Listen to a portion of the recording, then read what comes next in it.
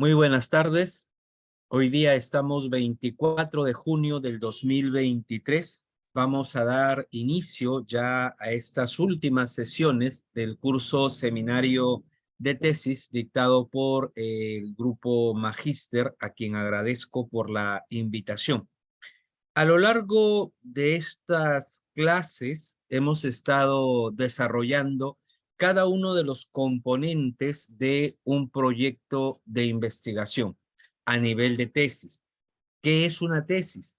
La tesis es una idea, la proposición, la propuesta, la presentación de una idea que busca procurar solucionar un problema a través de la teoría y la práctica, a través de la teoría y la realidad. Este problema representa un déficit del saber entre lo que es y lo que debiera ser para el campo de las ciencias sociales o del derecho. Entre lo que es. ¿Qué es lo que es? Que está prohibido, que está permitido, que tiene un vacío, que tiene una antinomia. ¿Qué es lo que debiera ser? Si está prohibido, que esté permitido. Si está permitido, que esté prohibido. Si tiene un vacío, proponer la norma que llene ese vacío. Si tiene una antinomia, resolver la antinomia. Lo cierto es que en el campo del derecho, el ordenamiento jurídico intenta ser pleno, ¿ya? Y intenta ser sistematizado, pero en algún momento hay una contradicción, hay un vacío, hay una falta de norma adecuada, así que de pronto es necesaria la participación de los investigadores del derecho para solucionar ese problema. Recuerdo que en algún momento un estudiante de la Universidad César Vallejo se me acerca a mí con una idea y me dice, lo que yo quiero proponer es que cambie un término, ¿ya? Un término dentro de lo que es el tema de alimentos para mayores de edad. Y yo había leído la norma hace mucho tiempo y veía que tenía razón, que el cambiar de un solo término podría generar una mayor objetividad. Ah, ¿qué dice para los alimentos? Si no me equivoco, el Código Civil para el caso de alimentos de mayores dice que el mayor de edad podrá solicitar alimentos siempre y cuando lleve una carrera exitosa, ¿no? O sus estudios sean exitosos. Pero la pregunta es, ¿qué es el éxito dentro del estudio universitario? ¿Será éxito sacar solamente 19 y 20? ¿Eso será un estudiante exitoso? ¿O aquel que saca 13, 14, siendo mínimo la nota 13? ¿O aquel que saca 11, siendo mínima la nota 11?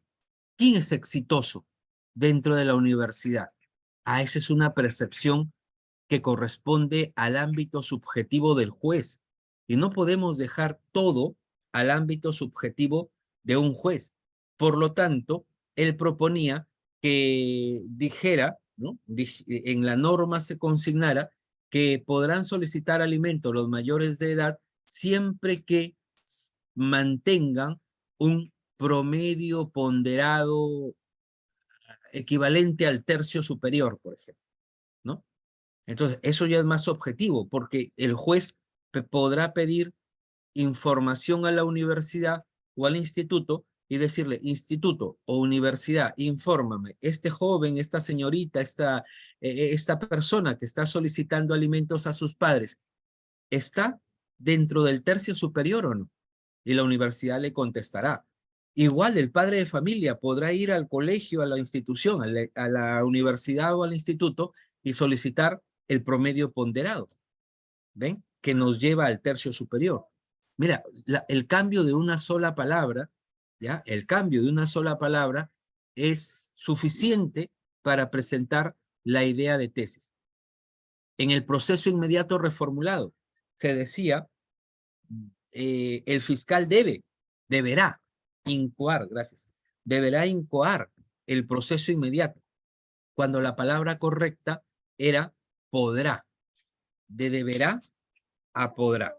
Entonces, todo esto que genera un inconveniente, la falta de un conocimiento, se llama situación problemática.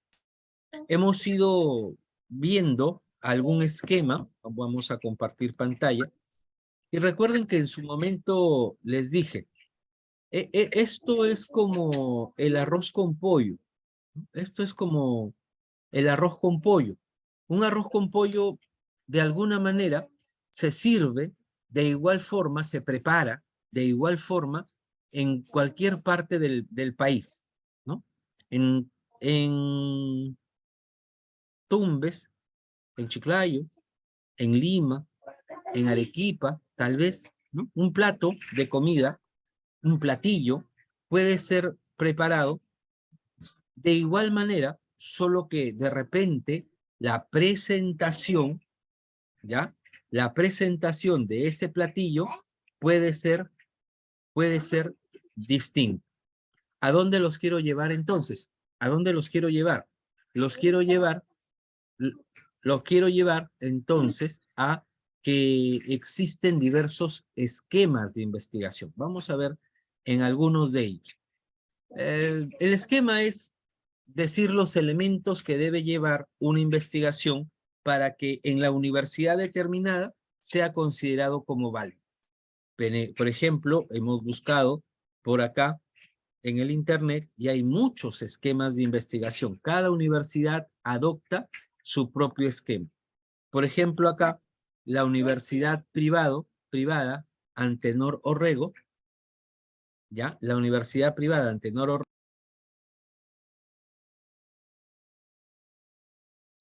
¿ya? Mantiene este esquema. A ver, vamos a ver. Nos dice, ellos empiezan con aspectos informativos. Hay que señalar el título que va en la primera carátula o en la carátula, en la primera página. El título denota la identificación de la idea y de la forma cómo se va a medir la idea. ¿Ya? Denota el título, denota el propósito de la investigación que me da a entender la idea y la propuesta que yo tengo para solucionar o para desarrollar esta idea. Ese es el título. El autor, las universidades señalan que pueden ser hasta 2 integrantes de un trabajo de investigación, aunque esto varía. Por ejemplo, en la Universidad Sánchez Carrión, los estudiantes de pregrado pueden juntarse hasta con 2 personas. Se pueden juntar y hacer una sola investigación. Pero a nivel de posgrado ya no se permite de 2, sino solamente de 1. Es la misma universidad, pero tiene ciertos parámetros. El asesor, les decía, es aquella persona que va a brindar su apoyo, su conocimiento, su sapiencia, tanto teórica como metodológica, para que el investigador pueda realizar un buen trabajo. Y en su momento se convierte en el escudero del trabajo. Porque de alguna manera los asesores siempre firmamos, ¿no es cierto? Estampamos nuestra firma y somos corresponsables.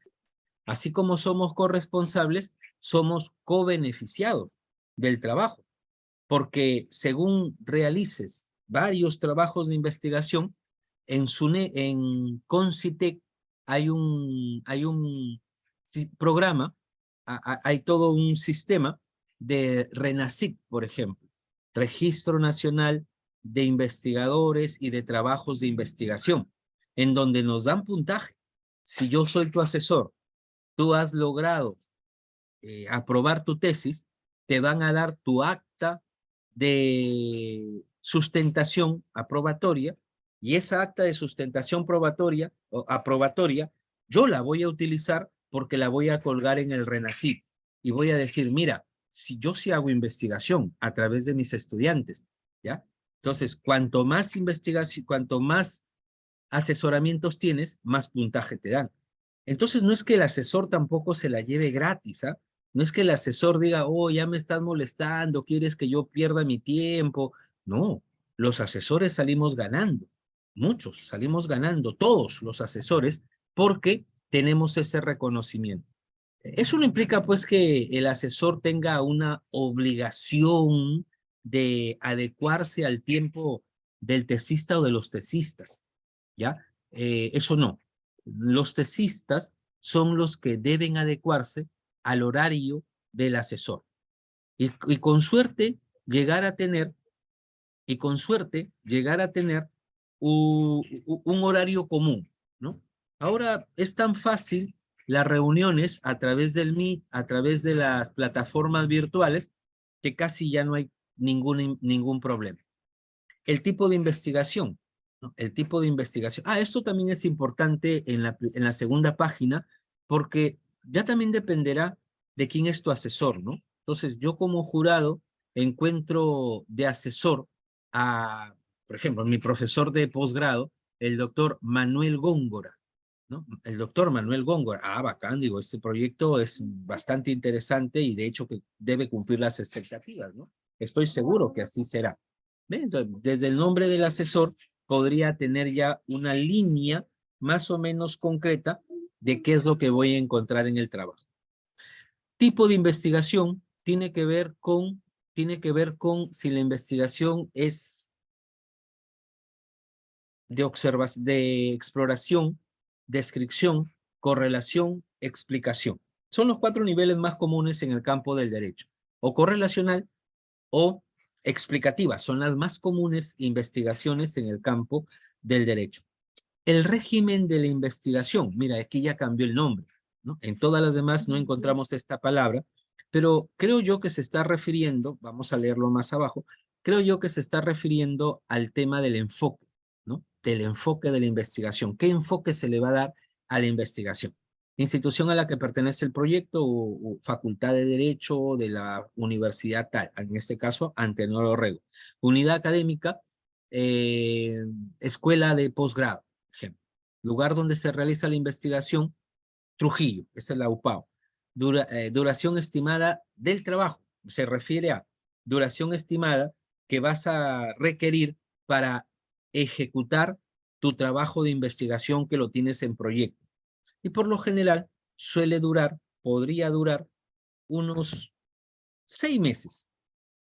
Creo que tranquilamente un tesista que ya tiene proyecto puede demorar más o menos 6 meses en su investigación. Si es que está perenne, si es que está constante, si es que cumple su propio cronograma. Si yo hago mi cronograma del día, ¿ya? Y no cumplo nada, pues como para qué hago cronograma. No tiene sentido. El cronograma está para servir de alguna manera de, de vínculo obligacional para con el propio tesista. Hoy día, como sea, no me voy a la fiesta si es que no eh, redacto 2 páginas. No, son compromisos, por decirlo de alguna manera. El compromiso que yo asumí con Magíster me lleva a decirle, hijito, ándate con tu mamá a la fiesta porque yo no te puedo llevar. Tengo clases, le acabo de decir en este momento, ¿no? Según mi horario, tengo clase con ustedes a esta hora. Pero papá, yo quiero que tú me lleves, mi hijo de 4 años. No puedo, hijito, ya tengo un compromiso. Ese cronograma tiene que ser un compromiso para ustedes. No puede ser, no, pero como es mío, yo lo cambio en cualquier hora. No, no te debes mover, no te debes ir a ninguna actividad si es que por lo menos no has cumplido con lo mínimo de ese compromiso. Es la única forma de hacer la tesis, no hay otra. ¿No? No es que mañana lo hago porque es como, si no va a ser como la dieta, que todos siempre empezamos, ¿no? El lunes le empiezo. Hoy día voy a comerme una hamburguesa, una carne asada. El lunes empiezo la dieta y todos los lunes les empezamos. Y no hay cuándo empezar, ¿no? Algo así le pasan a los tesistas que pasan ciclos académicos y no logran sustentar. No cumplen ellos mismos su cronograma de investigación. Los recursos están dados tanto en bienes, servicios y personal que vas a necesitar. Aquí hay una aclaración. No todo el trabajo debe hacerlo el mismo tesista. Entonces, el trabajo se divide en dos aspectos. Puntos que necesariamente debe desarrollar el tesista y puntos que no necesariamente debe desarrollar el tesista. Por ejemplo, el tesista debe hablar, él, de la situación problemática, del problema, de la justificación, de los objetivos, de la hipótesis, las variables, etcétera, etcétera. Lo que no necesariamente debe hacer, lo que no necesariamente debe hacer es, por ejemplo, el marco teórico, ¿no? Si yo tengo la suerte, si yo tengo, o por conveniencia, me busco a una compañera que también sea abogada y que también sea investigadora, yo le podré decir, amorcito, según el problema que tengo aquí, hazte el marco teórico, pues, ¿no? Aquí están los autores, yo le consigo las fuentes de información, ayúdame a hacer el marco teórico. Ay, de repente mi amorcito me va a decir, no, yo no te voy a ayudar. Ah, entonces no puedo ir al cine contigo, no puedo ir a la cena de gala con tus padres, porque tengo que hacer mi tesis, pues. Si tú no me ayudas, ¿cómo voy a avanzar? ¿Marco teórico lo puede hacer una tercera persona? Sí, si tú le das los lineamientos. Necesito esto, esto, esto, esto, y la otra persona lo puede redactar. ¿Eso es antiético? No, no es antiético, no es contrario a las normas de la investigación, como por ejemplo, la chica le dice ahora sí a su enamorado, como yo ya te apoyé con el marco teórico, andaste las encuestas, pues, ¿no? Ándate, soléate en el Poder Judicial, espera que salgan los abogados, los jueces, y aplícales una encuesta o una entrevista. ¿Necesariamente tiene que hacerlo el tesista? No, necesariamente no tiene que hacerlo el tesista. Puede hacerlo otra persona. Ya, ahora sí toca hacer los cuadros y los gráficos en SPSS. Oye, amor, ¿tú sabes hacer SPSS? No, no tengo ni idea, yo tampoco. Entonces hay que buscar a un tercero. Puedes buscar a un tercero que te ayude a hacer, a obtener los cuadros. Lo que no te podrán ayudar es a interpretar esos cuadros, ¿ya? A darle un sentido de análisis, interpretación, luego discusión, luego contrastación de hipótesis o contrastación de hipótesis y luego discusión de resultados y crear las conclusiones. Eso no lo puedes hacer otra persona, sino el tesista. Por eso es que el personal, ¿ya? Y siempre hay que ser agradecidos, ¿no? Los docentes estamos más propensos a esto, porque de pronto tenemos a un arsenal de soldados que van a responder a mis requerimientos. No por nota, ¿no? Sino a veces por simpatía al docente. Yo estoy seguro que si le digo a un par de estudiantes míos, que los veo bastante académicos, le digo, muchachos, un favor, necesito que me ayuden en algo. ¿Ustedes creen que no me van a ayudar? Me van a ayudar. Y no necesariamente es por un interés económico que les puedo recompensar. Así que esta es la parte donde yo debo poner personal que me ayude, ¿ya? El personal que investiga, ¿quiénes son? Los tesistas, los asesores y los colaboradores. Colaboradores. Es importante saberlo. Financiación.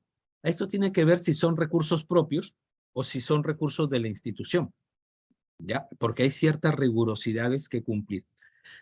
Ahora, según la Universidad Antenor Orrego, viene ahora sí el diseño de investigación, ¿no? Nosotros lo hemos llamado de otra manera, pero aquí le llaman diseño de investigación al problema.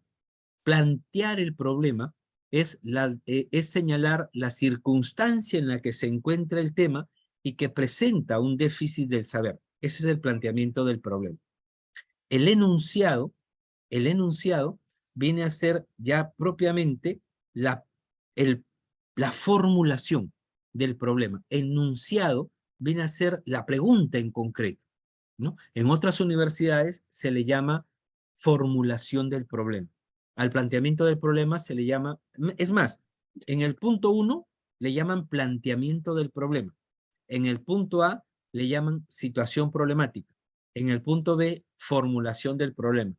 Entonces, lo que debemos hacer, lo primero que debemos hacer es ir a mi universidad o a la universidad donde voy a presentar el grado, porque ahora se pueden presentar o sustentar en universidades distintas en donde estudiaste, ¿no? Yo estudié en la Universidad Pedro Ruiz Gallo, pero puedo ir a la Universidad Católica del Perú, por ejemplo, ¿no? Puedo ir, puede haber una migración, no hay problema. Entonces, lo primero que tengo que hacer es mirar qué dice su reglamento de grados y títulos. ¿Cuál es la norma que lo aprueba y cómo es que se regula esta forma en la que se va a sustentar, ¿no? Porque yo no puedo presentar cualquier esquema. Por ejemplo, la Universidad de Barranca tiene una directiva, la Directiva 7/2019 UNAP, que habla de las normas y procedimientos para trabajo de investigación, tesis y trabajo de suficiencia profesional conducentes a la obtención del grado académico de bachiller y título profesional. ¿Por qué debo saber las directivas? Porque aquí se señalan plazos, ¿no? Aquí se señalan plazos, tanto para el tesista, para el asesor, aunque para el asesor un poco menos, pero también para el jurado, ¿ya? También para el jurado. Un ratito.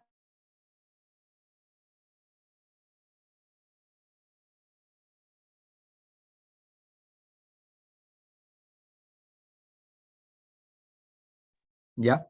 Entonces, de pronto ustedes quieren saber qué plazo tiene un jurado para observar su proyecto o revisar su proyecto. Solo son 15 días. Entonces, ahora que estoy en la Secretaría Académica de la Escuela de Posgrado de la Sánchez Carrión, a cada rato me llaman. No sé cómo se consiguen mi número, pero alguien debe estar filtrando mi número por ahí y me escriben por WhatsApp o me llaman, doctor. Hace un mes yo presenté mi proyecto de tesis, me salió mi resolución y el jurado todavía no responde. Entonces, ya con la ayuda del personal administrativo, ya le contesto, sí, pero les notificaron tal fecha. Todavía tienen 4 días para poder informar. Ah, ya, voy a esperar. Porque también el tesista puede pedir cambio de jurado, ¿cierto? Y una de las razones por las que se puede cambiar el jurado según cada reglamento es por no informar a tiempo. Yo necesito el grado dentro de la planificación que yo he señalado y tengo que considerar los plazos que la universidad va a utilizar para hacer el cumplir estos plazos, ¿no? Entonces, de pronto, aquí voy a encontrar todos los procedimientos o el procedimiento que voy a seguir. Curioso es un tanto la Universidad de Barranca, donde soy contratado, porque tiene 2 jurados. Al primero se le llama comité evaluador, ¿ya? Y al segundo, jurado de tesis. El comité evaluador son 3 docentes que se van a encargar de evaluar el proyecto de tesis. Y el jurado evaluador es aquel que se va a encargar de las 2 siguientes fases, de el informe final, de evaluar el informe final y de evaluar la sustentación. Suena bien, ¿no? 6 profesores intervienen revisando su trabajo. Ok, suena bien, pero no es muy operativo. ¿Por qué? Porque he visto en muchos comités evaluadores que se dedican mucho más a la forma, que la página debe tener 3 centímetros a la derecha, 2,54 por lo demás, que debes utilizar sangría, que debes utilizar Tiny Roman, que debes hacer 2 espacios entre párrafos, que debes ponerlo en número 18, número 22, la letra, etcétera, etcétera. Forma. Y el fondo, y una vez que el alumno cumple la forma, ya el jurado ya te aprueba.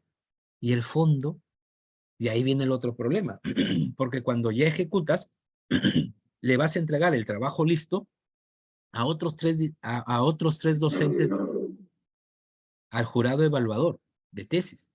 Y ahí donde el jurado te puede observar. Tu problema está mal, tu objetivo reformúlalo, tu hipótesis replantéala, pero ya ejecutaste. Eso te debieron haber dicho antes.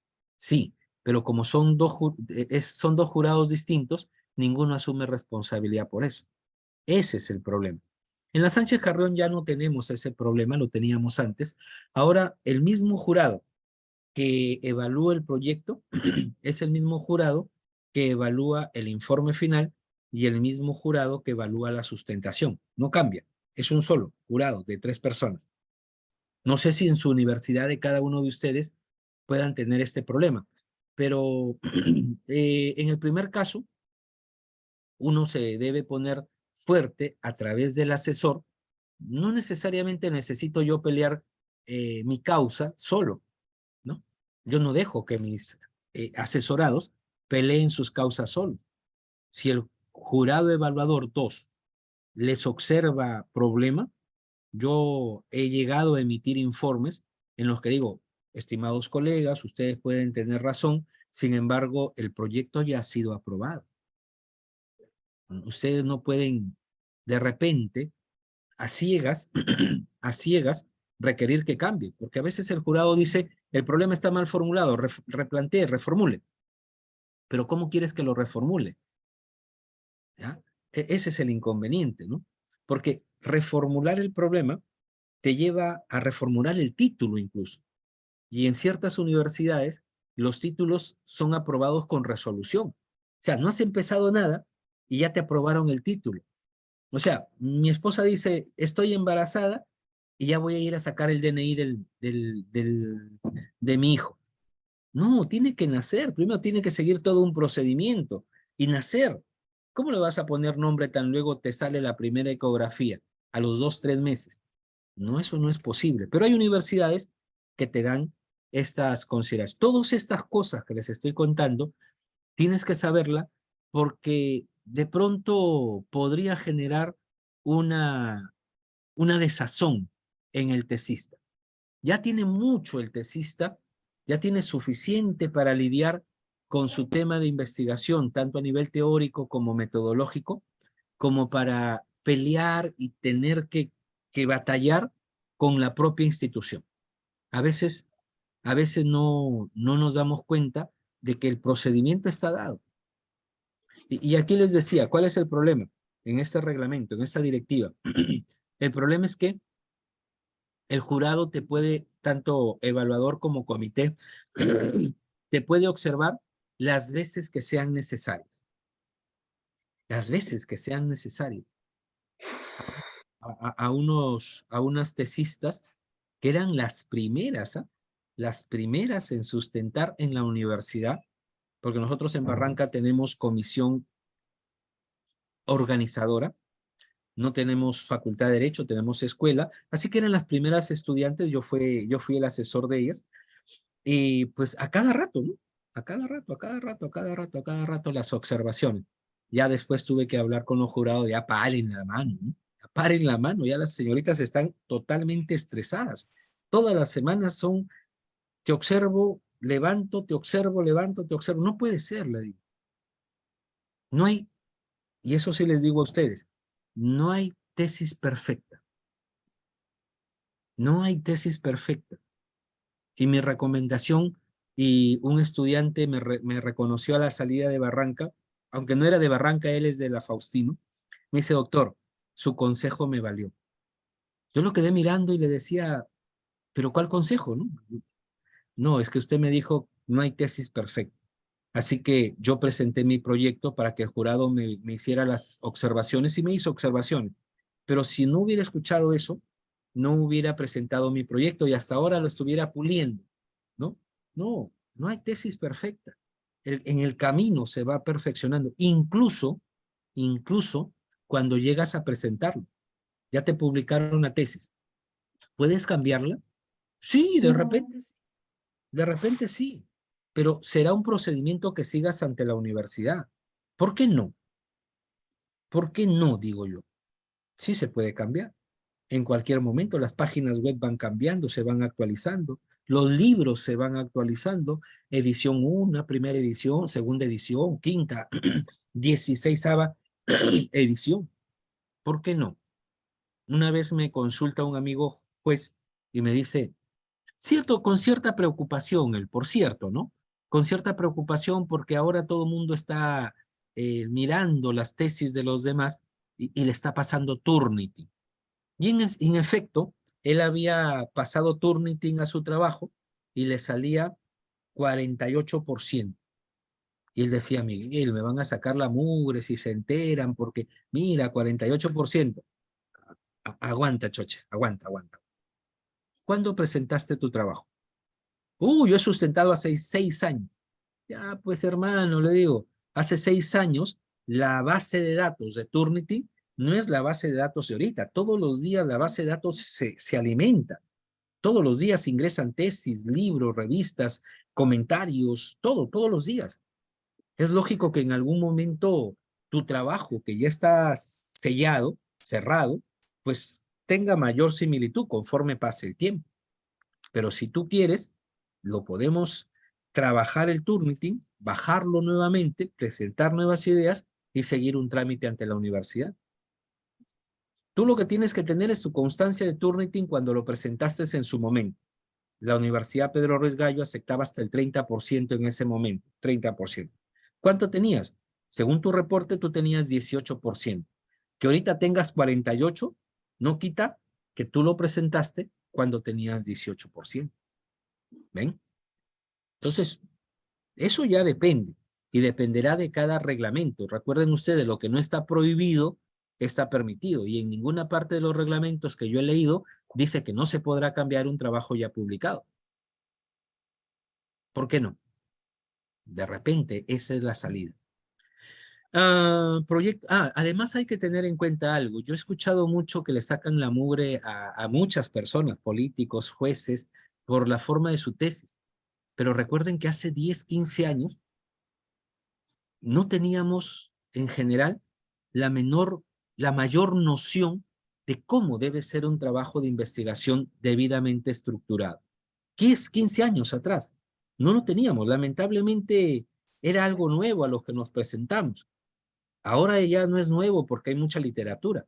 Hay muchos videos, YouTube, tú ingresas, etcétera, etcétera. Hay cursos como estos que te van, espero, guiando. Así que habría que ver siempre el reglamento. Aquí habla del proyecto por 2 integrantes, cómo se elabora, quién lo asesora, qué anexos debes presentar, etcétera. Yo los quería llevar al anexo. En este caso, la Universidad de Barranca utiliza otro plato. Es el mismo platillo, es la misma comida preparada, arroz con pato, pero Piura te lo celebra, te lo sirve en un plato de barro, ¿no? Muy bonito, un plato de barro. De repente, Trujillo te lo sirve en un plato de loza, ¿no? Redondo, tipo eh, barquito, qué sé yo, ¿no? Donde le da de repente no otra sazón, no estamos hablando del contenido, estamos hablando de la forma, de cómo se presenta ese trabajo.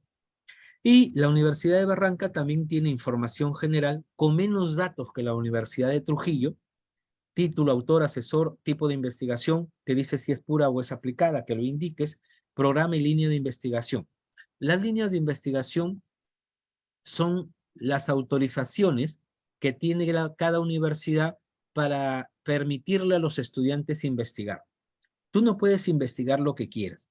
Alguien me preguntó en la Faustino, doctor, ¿puedo trabajar el tema de derecho aeronáutico?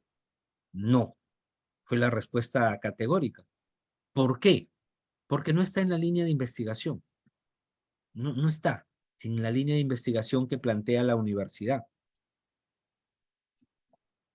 Así que tengo que ver también una resolución, tengo que buscar en mi universidad, poner líneas de investigación Universidad Nacional Pedro Ruiz Gallo de Lambayeque, por ejemplo, ¿no? Duración del proyecto y localización del proyecto. Luego la Universidad de Barranca pide un resumen del proyecto, el planteamiento, ahí se han equivocado, ¿no? No es planteamiento del proyecto, sino del problema, situación del problema y formulación del problema, y tiene este orden, ¿ya? Entonces ustedes también deben estar al orden, al esquema que cada una de sus universidades les va a pedir. Aquí hay otro esquema, es un poco más para computación informática, índice, introducción, planteamiento del problema, etcétera, etcétera. Acá está el esquema, por acá lo tuve, acá está. Este es el esquema de la Universidad de San Marcos, por ejemplo, ¿no? La decana de América. Lineamiento, Estructura del proyecto de tesis, ya sea para maestría o para doctorado. En muchas universidades no cambia el esquema. O sea, no hay un esquema para maestría, doctorado y pregrado. Se utiliza el mismo esquema. Es como, es como si dijeras que para los lunes utilizas un tipo de platos, para los martes otro tipo de plato, para los miércoles. No, son los mismos platos. Serán otros platillos, serán otros potajes, pero es el mismo plato.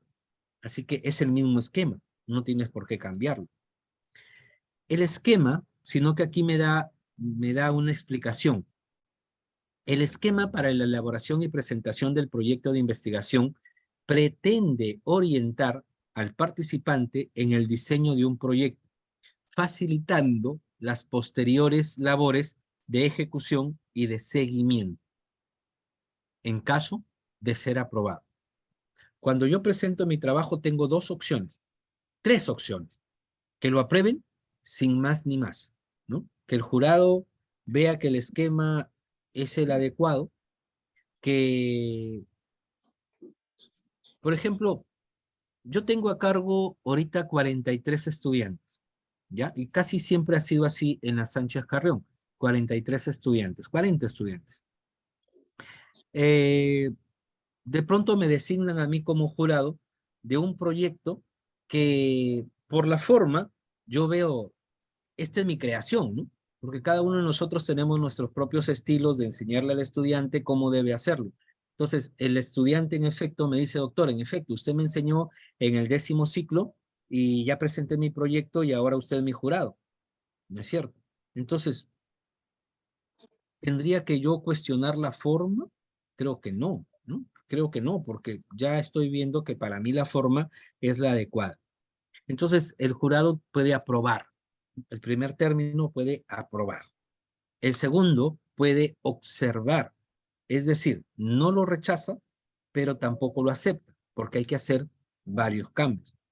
Y el tercer punto te puede rechazar o desaprobar. Si el jurado te desaprueba, tienes que iniciar nuevo trámite con nuevo tema. Tienes que iniciar nuevo trámite con nuevo tema. Si te aprueba, pues tienes desarrollado todo esto, situación problemática, el problema de investigación, según su alcance y naturaleza, debe ser explícitamente vinculado en términos explicativos o relacionales. Mira, lo interesante de acá, de la universidad, de San Marcos, la mayor de San Marcos, ¿ya? Ya te dice que este esquema no es para investigación pura, no es para investigaciones exploratorias. ¿Hay alguien que tiene su micro prendido, por favor? Verifique. ¿Ya? Mira, aquí, en términos explicativos o correlacionales, ¿qué me dice? Tipo de investigación para este esquema, o correlacional o explicativo. Es un esquema para una investigación correlacional o explicativa. Por eso que sí tiene hipótesis. En otras investigaciones, otros esquemas, dirá exploratorios y descriptivos, con los aspectos con los cuales está ligado. Los criterios son importancia, novedad, interés y viabilidad. Es lo que yo debo redactar según la Universidad San Marcos.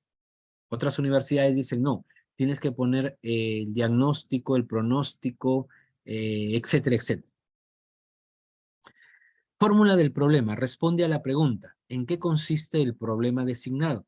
El problema puede ser formulado en forma de pregunta tanto para el problema general como para los problemas específicos. Adicionalmente, debe indicarse si todo el problema va a ser desarrollado en la investigación o precisar la parte de él que requiere ser tratada científicamente y que dé el título a la investigación.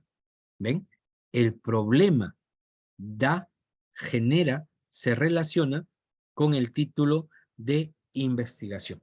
Por eso es que, un ratito.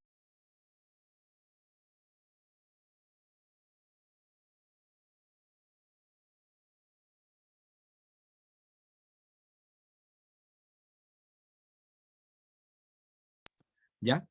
Entonces, mi título, ¿cómo debe ser formulado? Mi título. Eso dependerá del problema que te hayas planteado. A veces yo coloco, cuando reviso trabajos de mis estudiantes, le digo, revisar observación en el título, revisar observación al problema. Por lo tanto, el título es lo último que yo reviso, ¿no? Porque si le hago observaciones al problema, entonces eso va a variar. ¿Qué cosa? Va a variar el título, el objetivo y la hipótesis, ¿ya?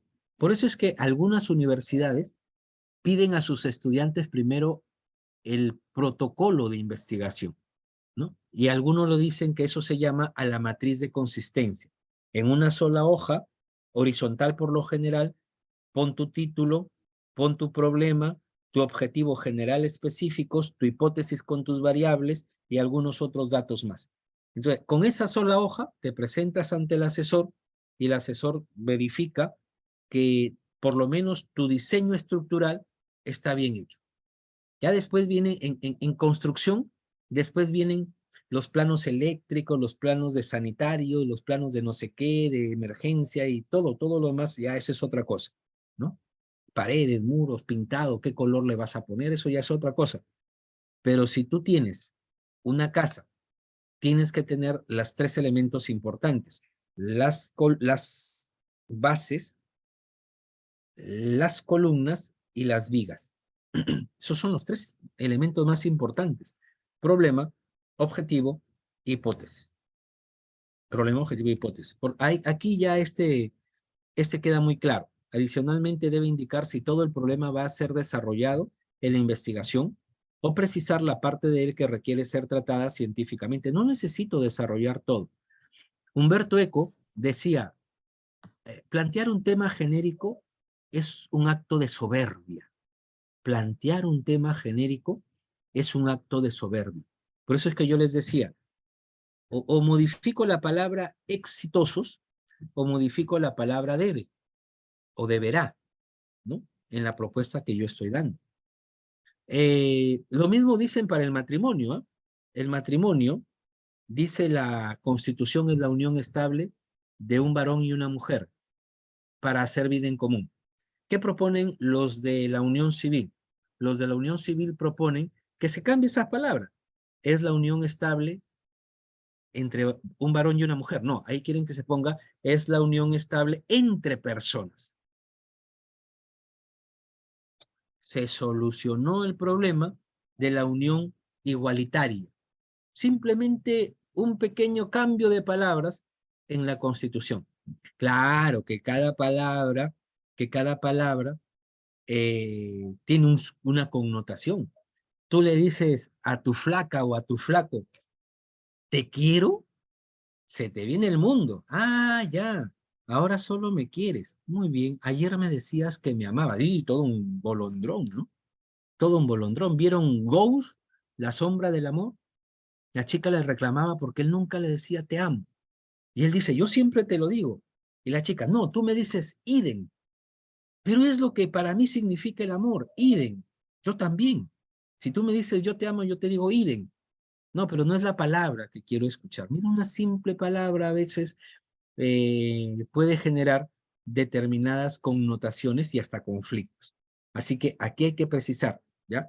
No se requiere investigar todo lo de un tema. Es más, si yo soy acucioso desde pregrado, ¿ya? Desde pregrado, y logro identificar un tema adecuado, ¿ya? Un tema bastante problemático, ya tengo mi vida académica resuelta, porque de ese tema puedo hacer mi tesis de pregrado, de ese tema puedo hacer mi tesis de maestría y de ese tema puedo hacer mi tesis doctoral. No necesitas cambiar. Mi profesor, que fue mi jurado, me decía eso, ¿no? Me decía, Miguel, yo cuando trabajé mi tema, lo hice sobre la base de la tributación municipal, de la tributación general. Ya, muy bien. Y cuando hice mi maestría, lo hice sobre el IGB. Y cuando hice el doctorado, lo hice sobre el IVA, ¿no? Que es a nivel latinoamericano. Mismo tema, solo que diversos aspectos. ¿Es válido? Claro que sí. Yo he llegado a escuchar a tesistas, doctor, no tengo, voy a sacar mi tema de mi grado de maestría, pero no tengo tema. Respuesta, pregunta mía, ¿y qué tema investigaste para el pregrado? Amplíalo, ponle, ponle derecho comparado, ponle costumbre, ponle jurisprudencia, qué sé yo, ¿no? Reafina tus temas y hazlo. Ya tienes, además ya tienes información acumulada. Sería una tontería, disculpen que lo diga, sería una tontería cambiar de tema porque crees que ya lo has agotado todo. Ningún tema se agota en su contenido, ningún tema, por más que tú quisieras, ¿no? Por más que tú quisieras. Además hay un dicho popular que reza, el que mucho abarca, poco aprieta. ¿No es cierto? El que mucho abarca, poco aprieta. Aquí se va a cumplir eso. Justificación, precisar por qué es conveniente estudiar este problema, tanto a nivel teórico como a nivel práctico, y para quién o quiénes es conveniente este estudio. El quién o quiénes son institutos, empresas o sectores poblacionales. ¿A quién va a beneficiar la investigación? El último trabajo que he revisado y que he traído a mi casa para revisar es el relacionado al régimen agrario.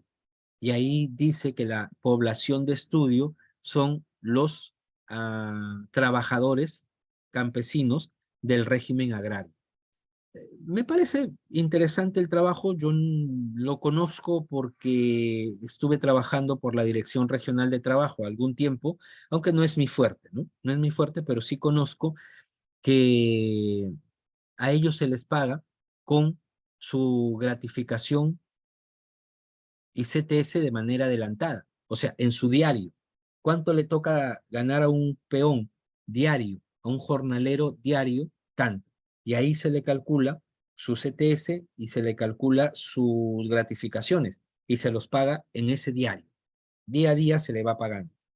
Entonces, el tesista plantea que debería ser de forma separada, ¿no? Así como se le paga al régimen general, en cuyo recibes tu sueldo y después otro sueldo distintos, ya, pero eso no se puede hacer, porque yo recuerdo cuando mis padres sembraban arroz, por ejemplo, acá en Chiclayo, mis padres agricultores sembraban arroz y yo recuerdo todo el procedimiento.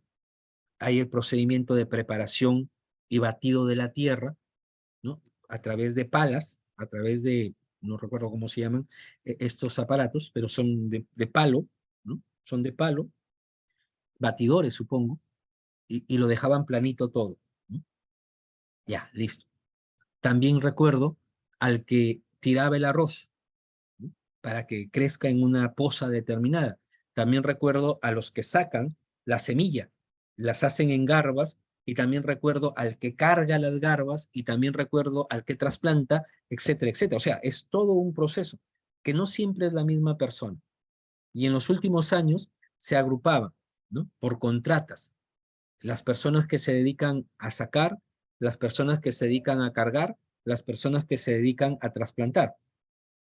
Y luego las personas que se dedican ya a cosechar, ¿no es cierto? Entonces, no hay forma de que se le pague por separado, porque muchas veces un trabajador llega al campo, pide y cumple su jornal, se acaba, ¿no? Porque a veces son 8 hectáreas, 10 hectáreas las que se siembran, y se acaba, y ellos tienen que ir a donde vaya el trabajo. O sea, ellos ya se especializaron en algo. ¿Cómo es que se le puede pagar de manera separada a su diario? No tiene forma. Por eso es que yo le digo al tesista, le he hecho ese esquema de la siembra de arroz, ¿no? Para que replantee su propuesta de investigación. Me parece interesante que se trate de ayudar. Creo que él parte de algo errado.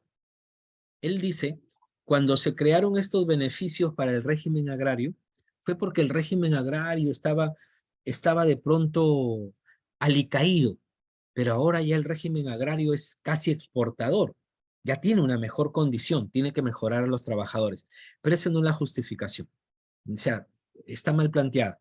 La justificación para pagarle de manera separada tendría que ser para aquellos trabajadores que de alguna manera tienen un desarrollo permanente. Pero en el campo nadie tiene un desarrollo permanente. Ese es el tema. ¿Y quién te lo dice? Alguien que viene del campo. Y el jurado también tiene esos conocimientos. Así que no podemos pasar por alto las experiencias que pueden tener los jurados. Por doble partida yo, por haber sido director en la Dirección Regional de Trabajo, y ahí se ven todos los temas de régimen agrario, regímenes laborales, y por haber tenido mis padres agricultores y de alguna manera yo haberlos ayudado en el campo. ¿Ven? Entonces, como quien dice, a mí no me puedes venir a contar historias, ¿no? Entonces tengo que tener cuidado también con lo que yo ponga, porque no sé cuál es la experiencia del jurado. ¿Ven? Entonces tengo que hacer mi mejor esfuerzo, no para inventar y hablar bonito, floro, sino para consignar lo que es preciso al tema de investigación. ¿Qué dice la San Marcos respecto al objetivo? El objetivo pretende responder a la pregunta ¿para qué se realiza la investigación? Es el propósito global de la investigación, ¿no? ¿Para qué? Determinar los criterios que permitan tal cosa para lograr la mejor protección del derecho al padre, por ejemplo, del derecho de los progenitores, ¿no? Por ejemplo, ¿no? Los objetivos específicos, esto es lo que no me entienden mucho, ¿no? Los objetivos específicos resultan de desagregar el objetivo general y precisa las actividades a ejecutar para concretar los grupos específicos, los logros específicos a obtener. Esto tiene una problemática con los problemas específicos, ¿no? Les decía yo en su momento, yo les decía en su momento, si yo tengo un problema, si yo tengo un problema al que le llamo general, debo tener un objetivo general y una hipótesis general. Wow. Una hipótesis general, ¿ok? Pero como tengo un objetivo, yo necesariamente debo plantearme objetivos específicos, necesariamente. Objetivo específico 1, objetivo específico 2,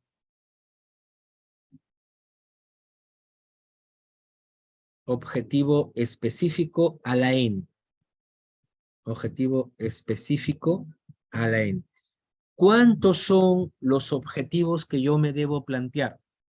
Los que sean necesarios, me dice la Universidad San Marcos, la decana de América, los que sean necesarios para poder alcanzar los logros específicos que quiere alcanzar el problema general. Resultan del desagregado del objetivo general y precisan las actividades a ejecutar para concretar los logros específicos a obtener. El problema viene acá. El problema viene cuando yo me planteo problemas específicos, ¿ya? Entonces, algunos consideran que eso es una referencia al objetivo específico, ¿no? Como si esto fuera acá más bien. Como me planteo un problema específico, acá iría el objetivo específico y luego una respuesta específica, ¿no? Luego una hipótesis específica. Y eso no es así, ¿ya? Eso no es así, sino que hay un problema. El problema es que aquí se utiliza la palabra específico y acá también. Por eso es que creo yo que las universidades debieran ser un poco más claras, ¿no? ¿Qué pasa cuando hay problemas específicos? Cuando hay problemas específicos, simplemente el estudiante debe repetir la estructura. Debe repetir la estructura, pero ya no le llamará problema específico, sino yo que considero que se le debe llamar problema particular, ¿no? Problema particular objetivo particular 1, hipótesis particular 1, ¿no? Y los objetivos específicos tendrán que ser los mismos. Ese es el cambio. De tal manera que si yo me planteo 2 o 3 preguntas específicas, pues tengo que plantearme los mismos esquemas que aquí tengo, ¿no? Sin embargo, como les digo, varios colegas consideran que no, que es lineal, ¿no? Problema general, objetivo general, hipótesis general. Problema específico, objetivo específico, hipótesis específica, ¿no? Que sería lineal, acá algo así. Problema general, objetivo general, hipótesis general.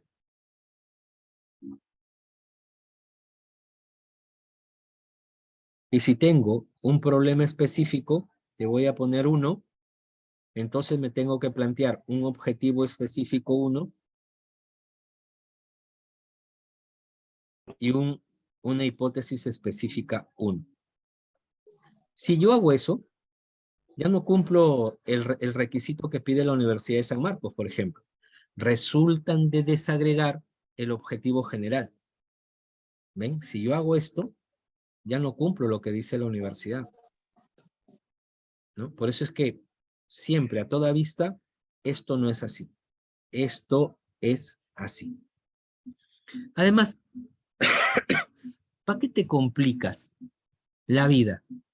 ¿Para qué te complicas la vida queriendo desarrollar problemas específicos? Si ya cuando te dicen el problema, la propia universidad te dice, adicionalmente debe indicarse si todo el problema va a ser desarrollado en la investigación o precisar la parte del problema que requiere ser tratada científicamente. Ya me está autorizando, no lo hagas todo.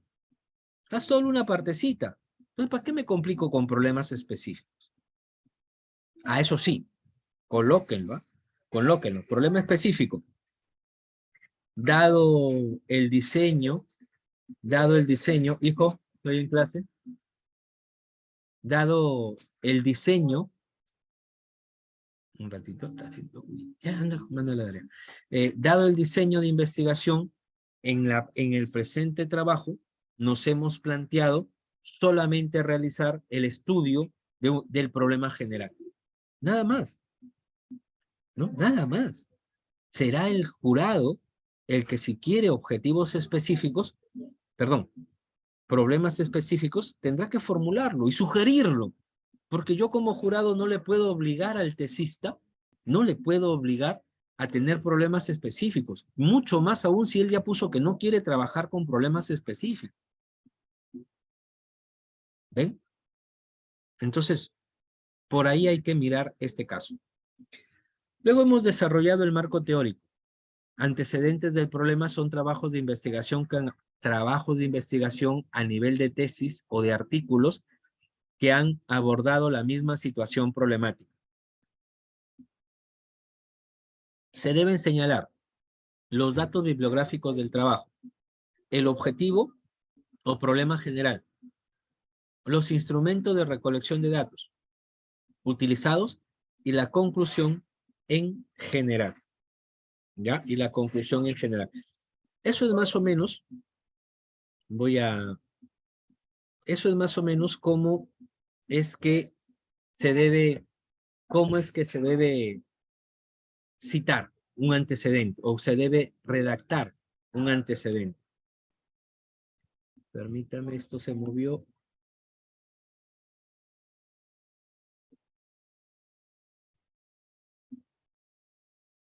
A ver, vamos a ver.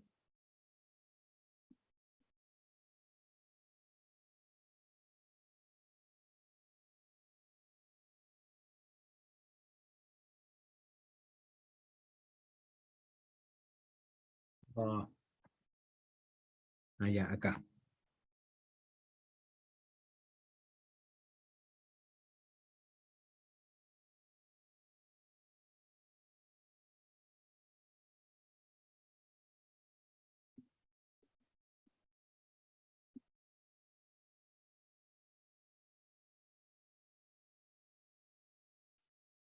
Bueno, se me fue esta parte. Vamos a ver cómo lo logramos poner. Acá está. Ahí está.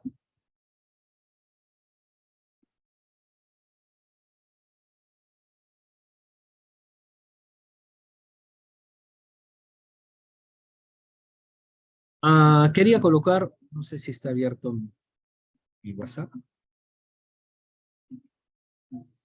Quería compartir con ustedes la forma como se pueda redactar la situación problemática. Acá está.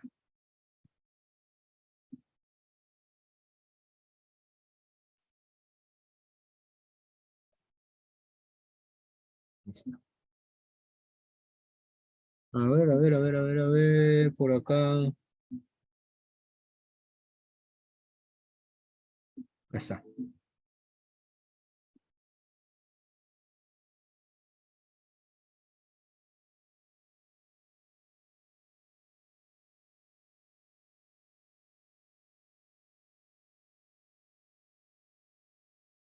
Deme un minuto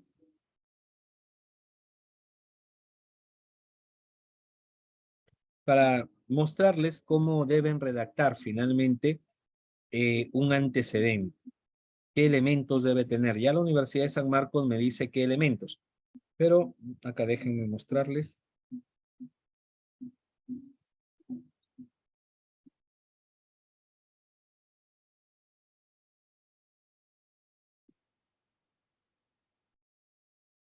Ya está. Yo considero que esta es más o menos la estructura ideal. Apellidos del autor de la tesis que me sirve de antecedente, ya sea que utilice los dos apellidos y la primera letra o solamente el apellido, depende cómo estén citando y cómo les permitan su universidad, año de publicación, título de la tesis, institución donde se presentó la tesis, motivo para el cual se presentó, para el grado, para el título profesional, para el grado de maestro, el grado de doctor, el propósito del estudio del antecedente, cuál es su objetivo general, cuál fue su metodología empleada, cuáles son los principales resultados obtenidos, la cita textual a la que yo quiero luego comentar, ¿no? Por lo general son las conclusiones, el comentario o la crítica que yo como tesista le voy a hacer a ese trabajo y señalar las razones por las cuales el tesista, en este caso de UNAP, considera que el trabajo citado es un antecedente. ¿Qué variable me va a permitir sustentar a mí, que soy el tesista, con este trabajo que lo cito como antecedente? Entonces, debemos tener en cuenta esa forma de redacción, ¿ya? Ahí ya se lo compartí al coordinador, a uno de los coordinadores de Magíster, para que les pueda compartir. ¿Qué más nos sigue diciendo la Universidad de San Marcos? La Universidad de San Marcos, en sus lineamientos, luego me dice,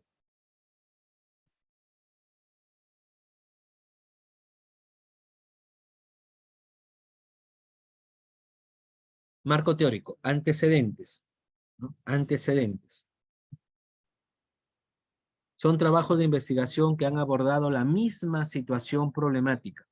Se deben señalar los datos bibliográficos del trabajo, el objetivo o problema general, los instrumentos de recolección de datos utilizados y la conclusión en general. Luego tenemos las bases teóricas. También hay un modelo de redacción. A ver si lo tengo por acá. Se los paso también. Ya, esa es la forma de cita larga, cita corta.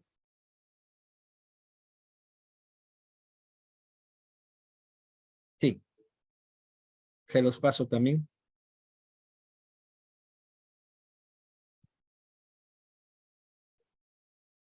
Listo. Bases teóricas. Son las teorías o enfoques teóricos directamente relacionados con el tema de investigación. Aquí deben tener mucho cuidado. ¿Ya? Deben tener mucho cuidado porque en varias ocasiones yo he visto que los estudiantes construyen varios párrafos. varios párrafos, y a veces 2 o 3 páginas seguidas de lo que es el tema de investigación, pero no ponen fuente, no citan.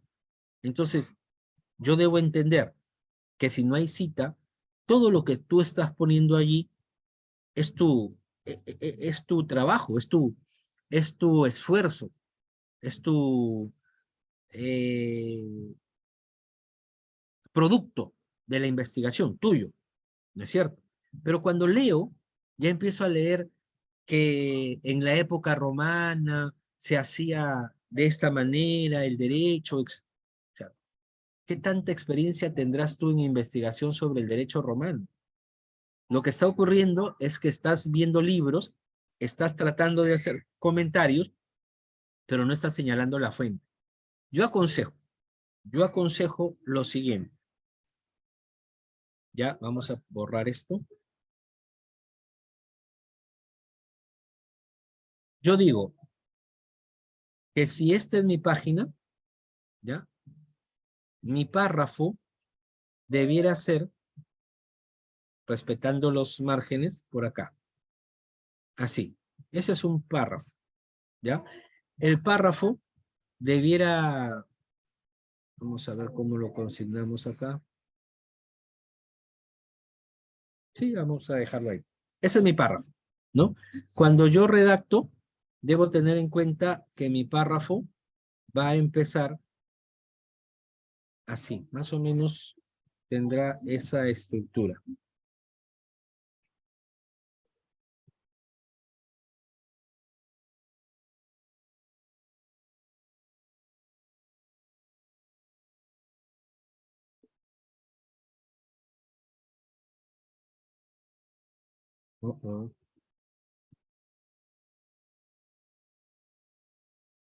¿Cuántas líneas debe tener un párrafo?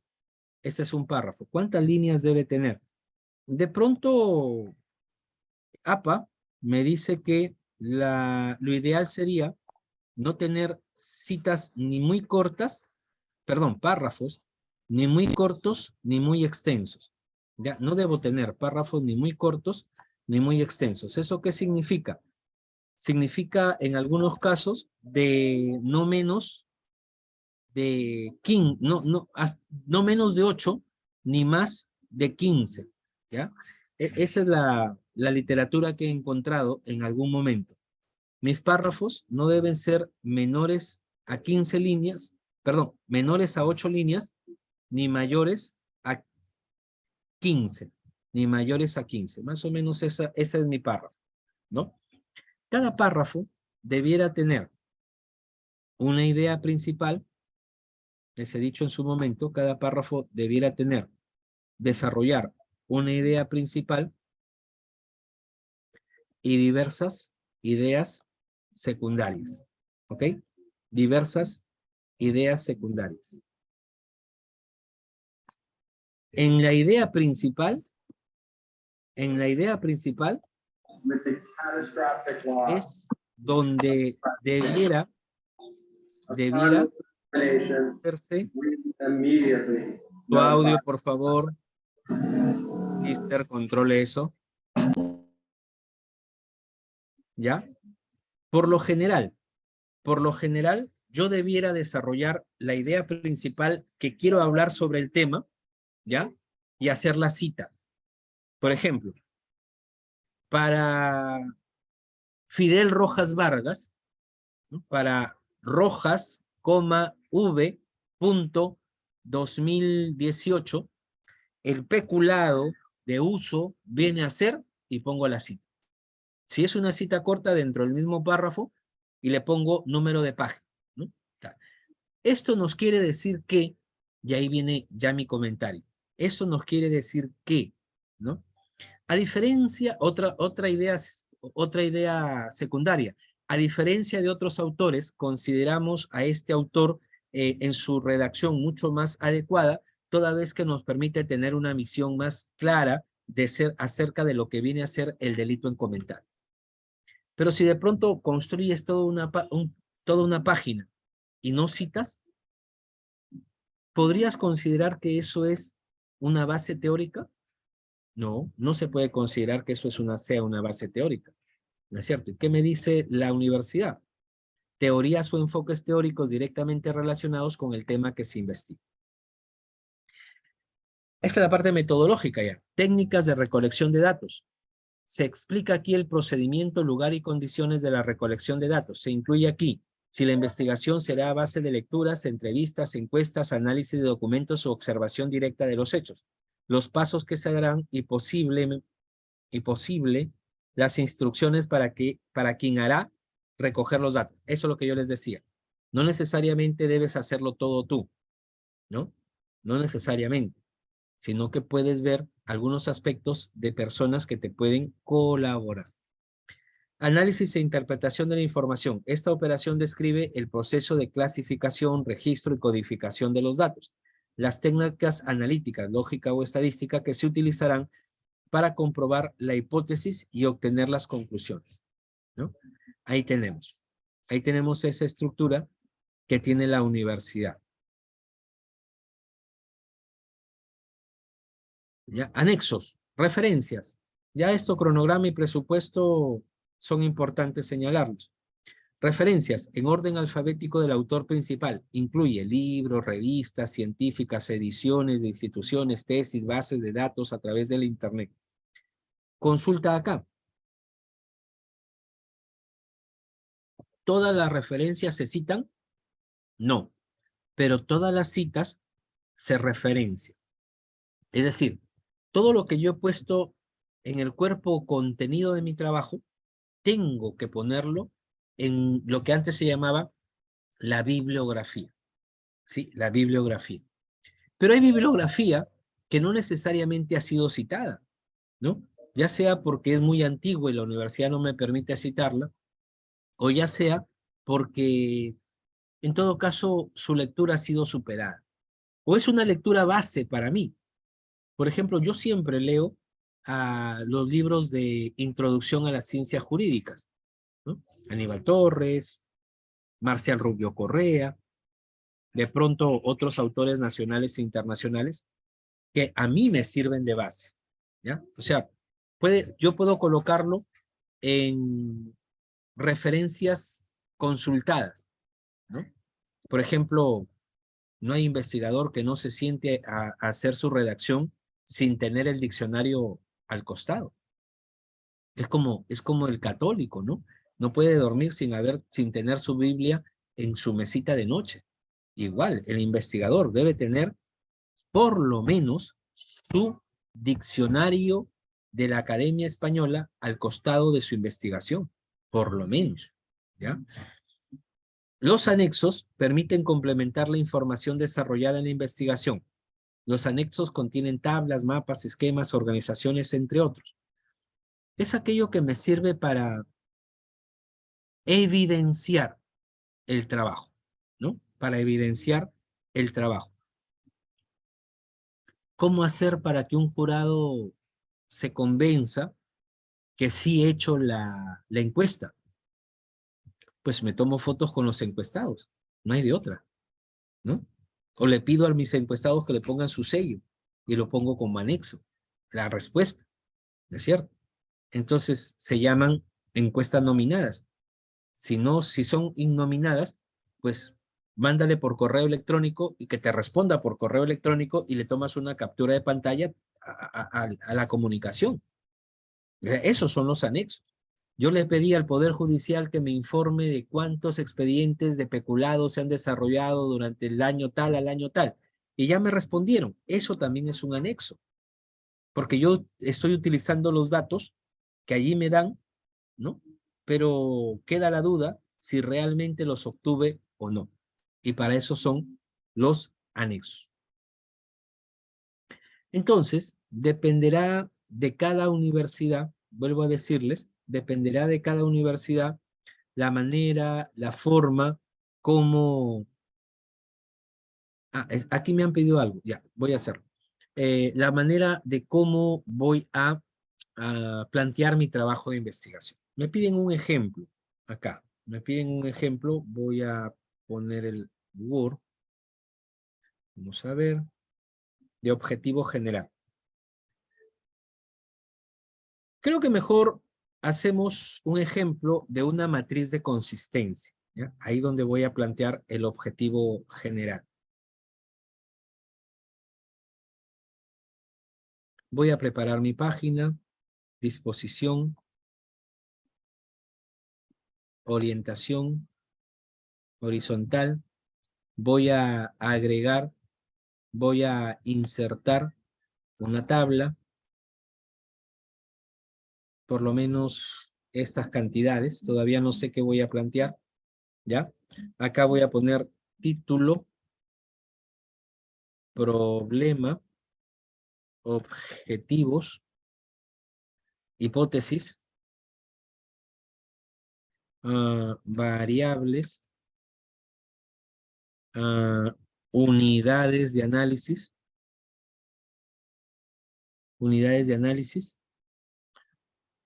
técnicas de recojo de datos.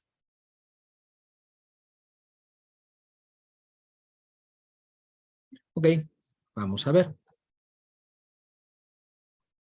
Listo. Mi título lo voy a consignar al final, les dije, ¿no? Lo primero que debo consignar yo son mis variables. Y según el tema, yo voy a plantear una investigación correlacional. ¿Ya? Voy a plantear una investigación correlacional en cuyo caso las variables se llaman X y las variables, la otra variable se llama Y. Variable X, variable Y. En la variable X voy a colocar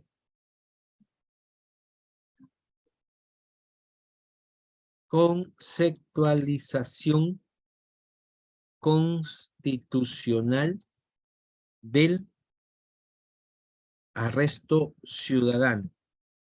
La conceptualización constitucional del arresto ciudadano.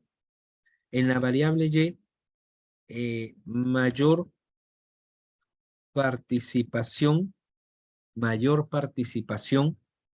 en la seguridad,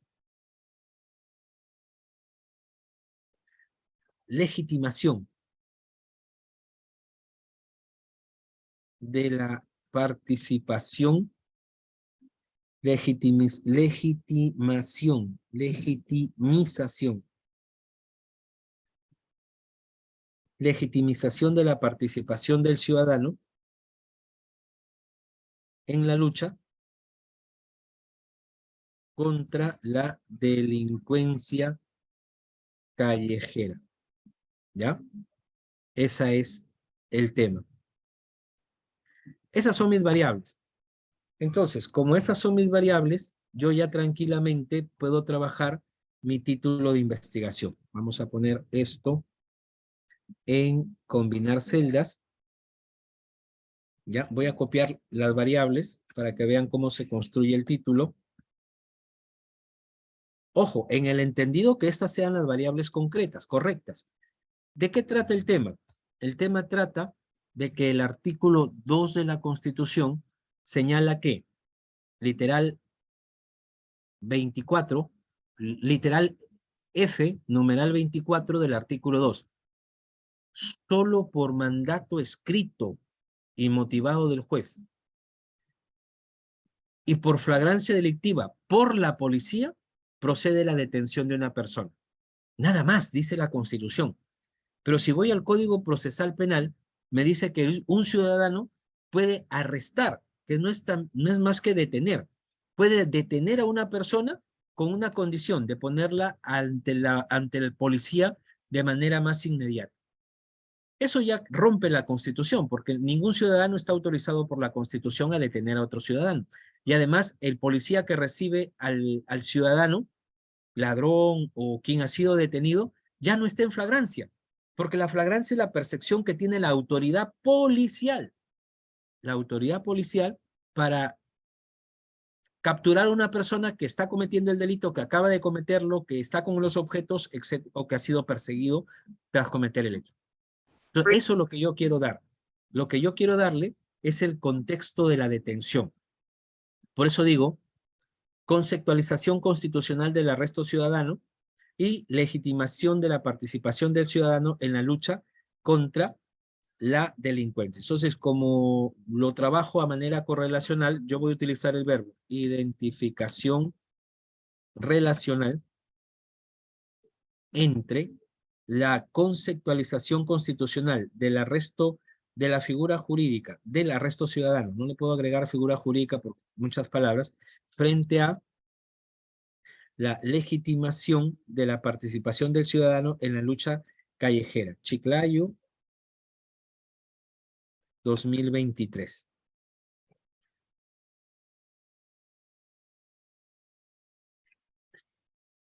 Ok, entonces tengo 27 palabras. Si mi universidad no se hace problema por eso, lo dejo ahí. Pero como mi universidad me pide hasta 21 palabras, identificación relacional entre la conceptualización constitucional del arresto ciudadano y la legitimación participativa ciudadana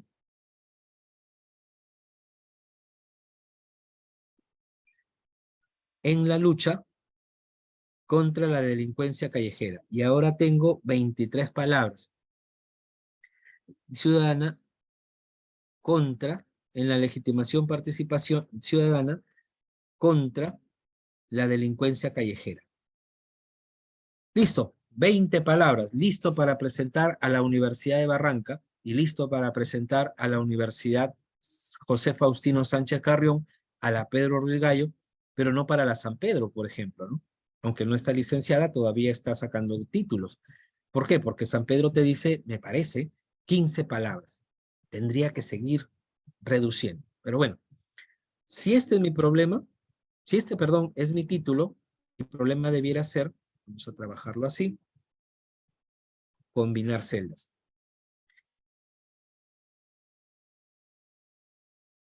¿Qué relación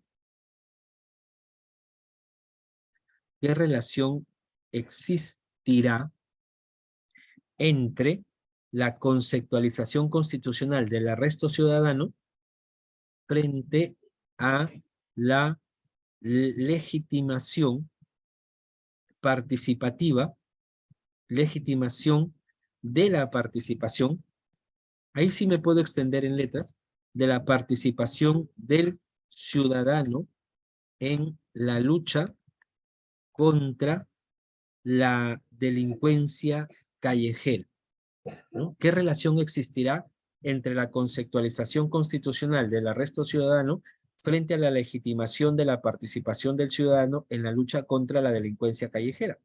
¿Y eso qué trae como consecuencia? Eso va a traer como consecuencia que el ciudadano ya pueda participar constitucionalmente en los casos de arrestos ciudadanos. Ahora sí salimos en mancha a detener a las personas. Y ahí el vigilante, el guachimán, el guardián, el rondero tendrá un soporte mayor. Ahorita no lo tiene, ¿no? Tranquilamente creo que una persona arrestada en esa circunstancia lo puede denunciar, ¿no? El problema es cuál es el camino, ¿no? De repente no lo encontramos, pero dogmáticamente está mal planteado el problema actual. Ahora, vamos a ver cómo se redacta el objetivo. Si mi problema es qué relación existirá, por lo tanto, yo tengo que ponerme como propósito identificar la relación existente entre la conceptualización constitucional del arresto ciudadano, ya dije que aquí voy a agregar algo más, de la figura jurídica.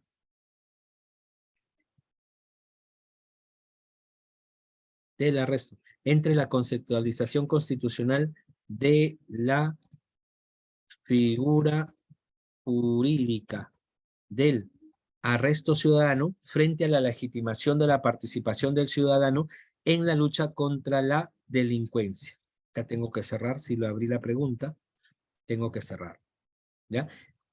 ¿Cuáles son los elementos para construir el objetivo específico? Voy a poner por acá. Perdón, este es objetivo general. ¿Cuáles son mis objetivos específicos? ¿Cuántos son? No lo sé. Pero veamos lo que significa una conceptualización constitucional. ¿Qué debo entender por conceptualización constitucional de una figura jurídica? ¿Ya? Ese es mi primer elemento. Mi segundo elemento debería ser arresto ciudadano.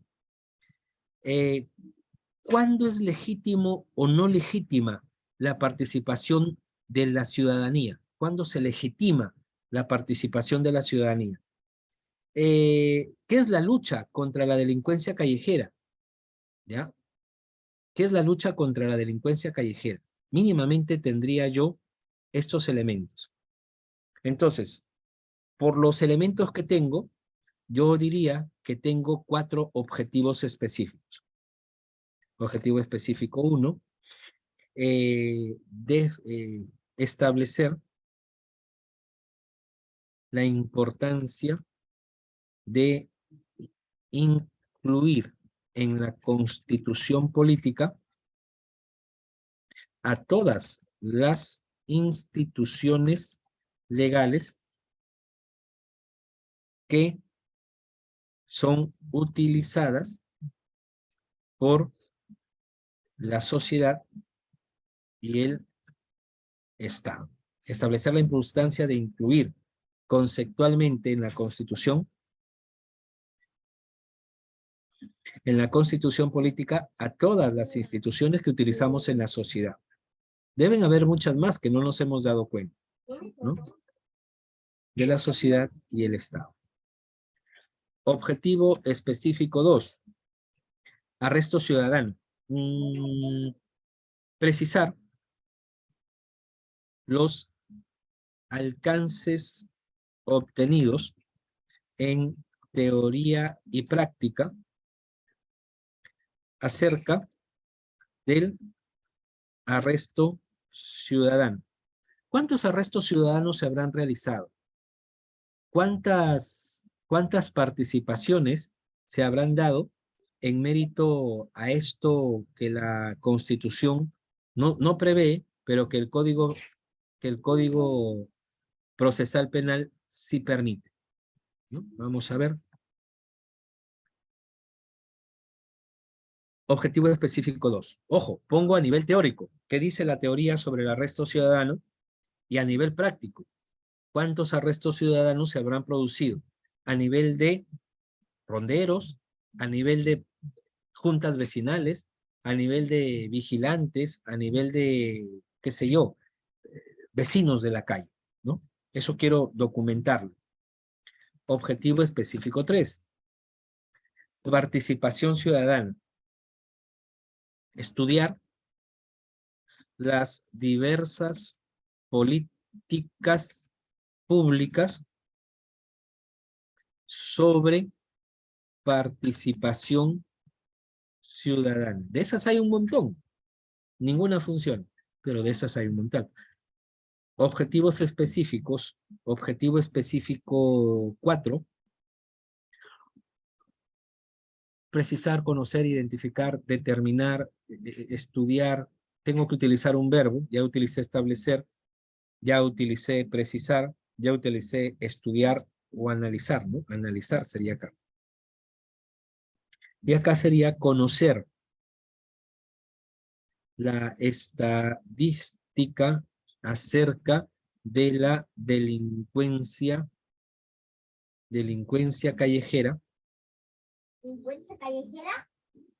Callejera en la ciudad de Chiclayo.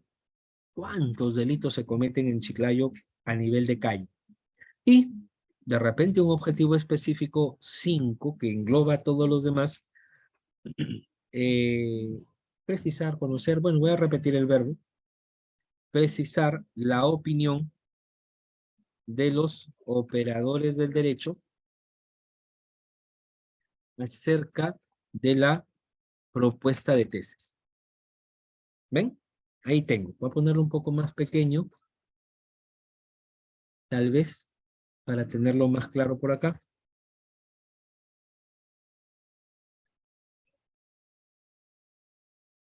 Un poco más grandecito por acá. Ahí está. Listo. ¿Cuál será mi hipótesis entonces? Mi hipótesis, igual, vuelvo a arrastrar el problema.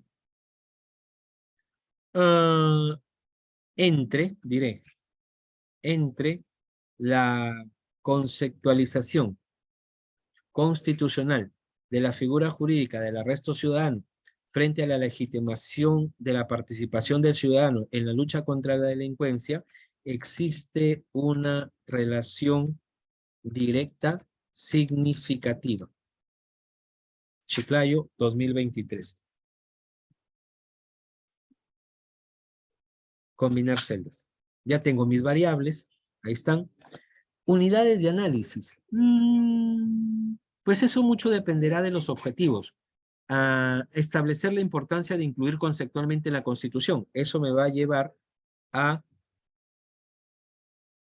No tengo unidad de análisis, no tengo expedientes al respecto, ¿o sí? No, porque es teórico. Segundo, precisar los alcances obtenidos en teoría y práctica. Hacer así, ahí sí. Denuncias. O partes policiales.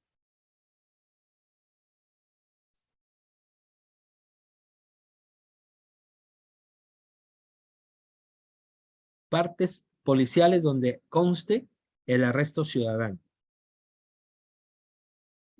Conocer estadísticas, no. Y abogados. Esos son los dos abogados del Ilustre Colegio de Abogados de Lambayeque. Esas van a ser mis dos unidades de análisis, suficientes. No le creo yo que no necesito más.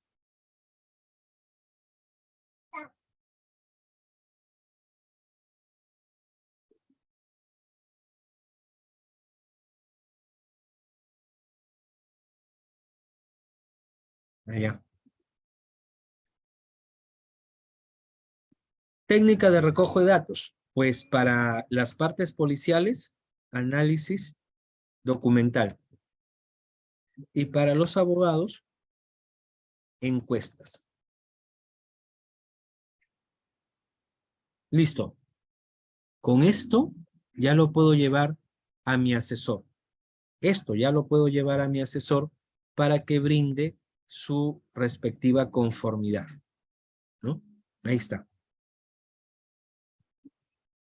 Eso se llama matriz de consistencia. Por acá.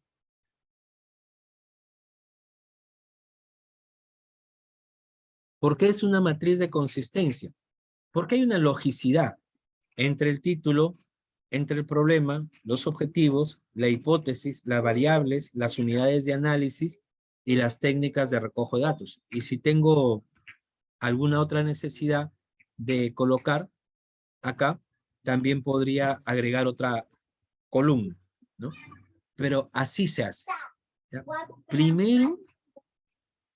Lo primero son identificar las variables. Es lo primero que tienen que realizar. ¿Ok? ¿Alguna pregunta? Doctor, sí, buenas noches. ¿La unidad de análisis es lo mismo que la muestra? No, no. Aquí lo vamos a ver. A ver. Las unidades de análisis son los objetos o los sujetos.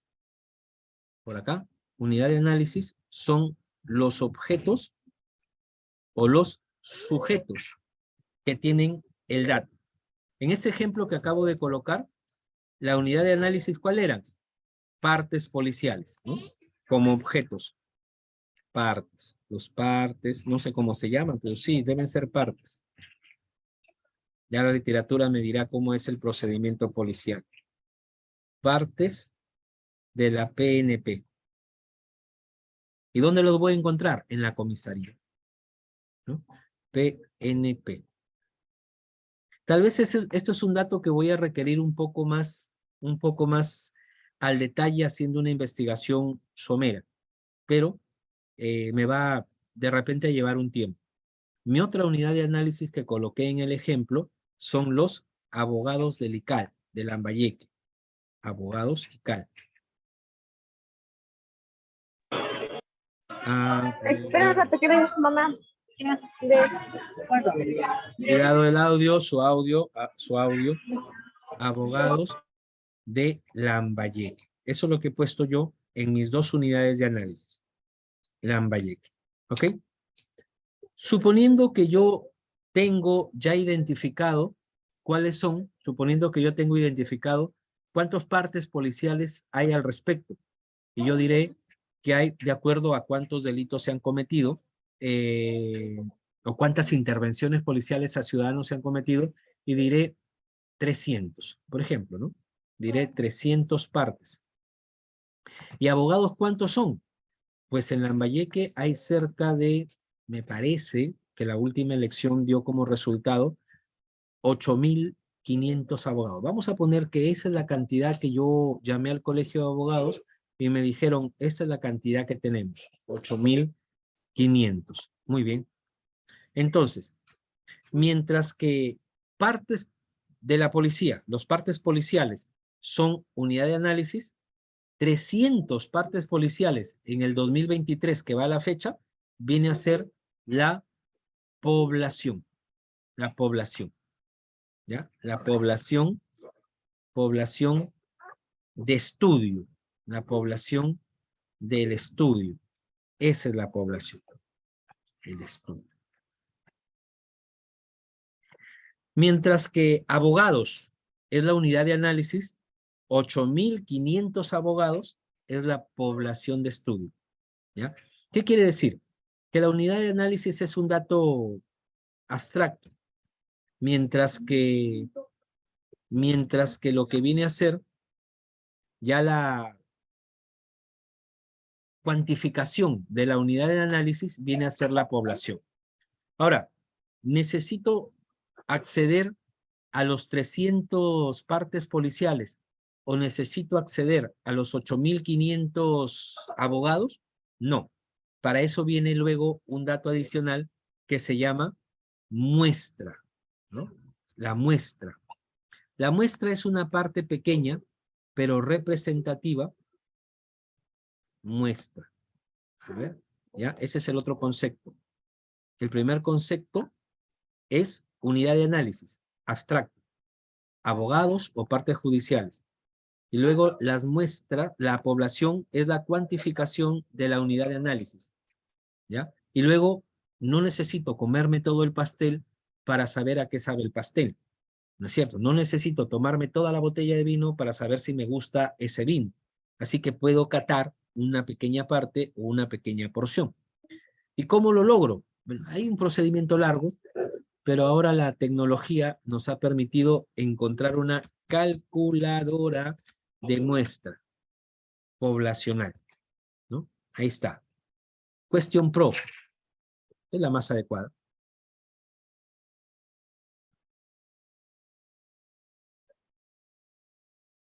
Ya. Margen de error, ¿no? Margen de error, 10%.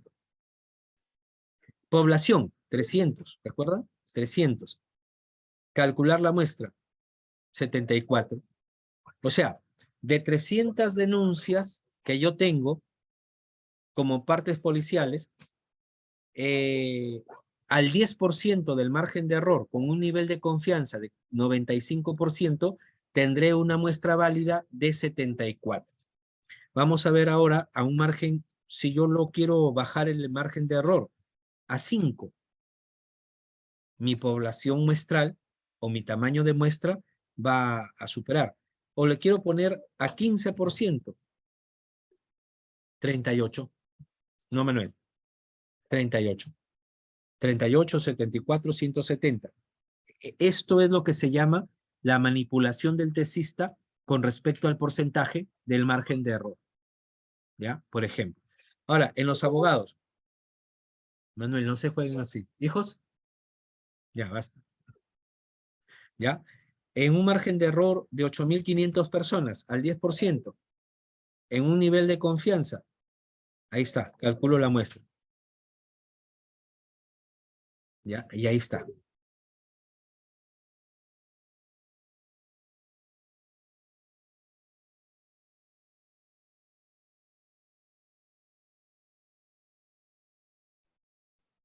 ¿Ya? Miren, aquí, 8.500, mi unidad de análisis eran abogados de Lambayeque. Total de abogados en Lambayeque, 8.500. La muestra, en un nivel de confianza de 95%, con un margen de error de 10, mi muestra es 96. Lo único que yo tendría que hacer es copiar esto, llevarlo a donde corresponde a mi Word que estoy trabajando y pegarlo, ¿no?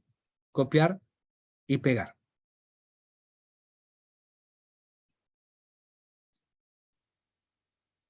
Acá. Listo. Ah, ya, esto tengo que copiarlo acá.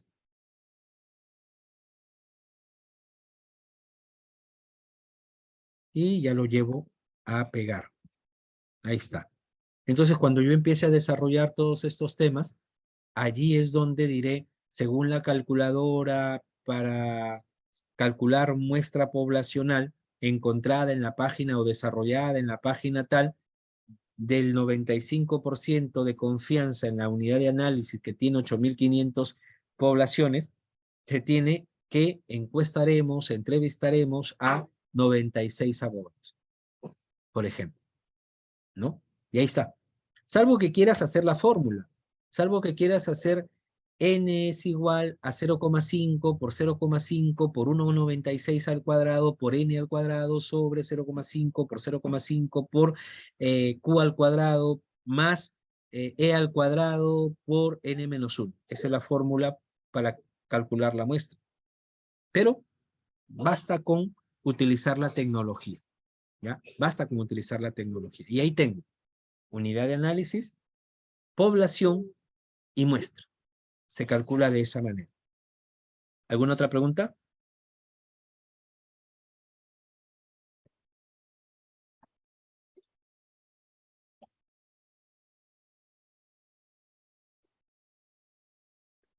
Bien, entonces, mañana, ¿qué debemos hacer? De pronto, absolver sus preguntas, ¿ya? Absolver sus preguntas porque, si no me equivoco, Magíster, ya estamos en el plazo, ¿cómo es? ¿Cuántas clases van? ¿Cuántas clases faltan? ¿Cuántas les debo? También. De pronto, Ever, adelante. Doctor, buenas tardes. Compañeros, buenas tardes. Una consulta, doctor. ¿Qué diferencia hay entre una teoría y una conceptualización de una variable? La conceptualización de la variable es el procedimiento que tú vas a dar frente a un vacío, en este caso, a nivel constitucional. El concepto es la construcción teórica de una figura jurídica nueva que no está siendo tratada. En cambio, las teorías son las diversas opiniones aceptadas respecto de un determinado aspecto que la sociedad asume como válidas. Y de ahí tenemos teorías filosóficas, por ejemplo, la teoría del justnaturalismo, la teoría del positivismo. Son utilizadas para poder dar soporte, a la propuesta de investigación. Yo en este caso le he querido llamar conceptualización, ¿no es cierto? Porque me parece que suena bonito, porque me parece que rima más, pero de repente podría haber utilizado la palabra inclusión constitucional, ¿no? O positivización del arresto ciudadano para, sino que ya es un arreglo que quiero decir, no quiero más que decir allí con esta propuesta, es que debemos incluir en la Constitución un texto que me permita conocer a nivel constitucional la autorización que el Estado le da a los ciudadanos para poder detener a una persona. Ese es el fondo del asunto, pero no tiene propiamente un desarrollo metodológico teórico de la palabra conceptualización. Ya, doctor. Porque básicamente mi pregunta era, por ejemplo, a veces sucede que tenemos unas determinadas variables y dicen en qué teoría te sustentas, en qué teoría se fundamenta tu estudio. Y si bien, pues, podemos considerar varias teorías, pero creo que hay una determinada teoría la cual debe respaldar al estudio. ¿Eso es así, correcto? Ah, ya, sí. Lo que pasa es que recuerden ustedes que en algún momento les comenté, existe una diferencia entre estado del arte y bases teóricas. El estado del arte es todo lo que se ha dicho y el contexto en el que se encuentra el tema de investigación. O sea, lo bueno y lo malo a nivel teórico, a nivel práctico, de lo que tiene el tema de investigación. Estado del arte. Mientras que las bases teóricas son aquellas teorías, sustentos teóricos, dogmáticos, doctrinarios, de lo que yo voy a proponer. Si de pronto algunos teóricos no están de acuerdo con que se legalice la marihuana, mal haría yo como tesista ponerlos en mi base teórica. No los estoy ignorando, solo que no sirven para sustentar mi propuesta de investigación. ¿Ven? Entonces, las bases teóricas son aquellos sustentos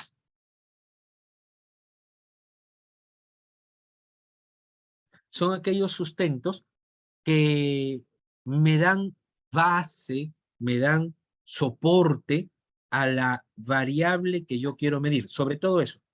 Por eso es que hay algunos tesistas que en sus bases teóricas empiezan bases teóricas y luego dicen variable número 1 o variable independiente o variable X, ¿ya? Ahí es donde empiezan a decir, para mi variable X, Felipe Osterling, quien sea los autores más renombrados, dicen lo siguiente.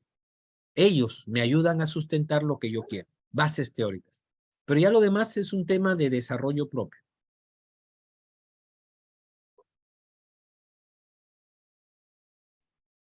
Doctor, entonces normalmente podríamos decir o en todo caso asumir que una teoría es la que nos permite definir nuestras dimensiones. De allí lo vas a sacar. No se olviden que para poder yo haber construido estas variables, yo tengo que haber por lo menos recopilado información, ¿no es cierto? Información teórica. No parto de la nada. Yo ya leí y yo ya sé que hay teorías, yo ya sé que hay posiciones dogmáticas que sí van a dar sustento a mi investigación y por lo tanto a mis variables. Y de ahí voy a sacar más bien las dimensiones. Nada se construye del aire. Siempre es primero implica lo que se llama bases teóricas. A eso se le llama propedéutica. ¿Ya? Yo debo tener una propedéutica para poder construir mi operacionalización de variables. ¿Y se podría sacar las dimensiones de diferentes teorías? Se podría sacar, perdón. ¿Se podría organizar nuestra operacionalización de variables, o sea, las dimensiones de diferentes teorías, o necesariamente es un autor nada más? No, al contrario. No serían bases teóricas, no sería científico si solamente yo recurro a un solo autor. Tengo que recurrir a muchos autores, ¿no?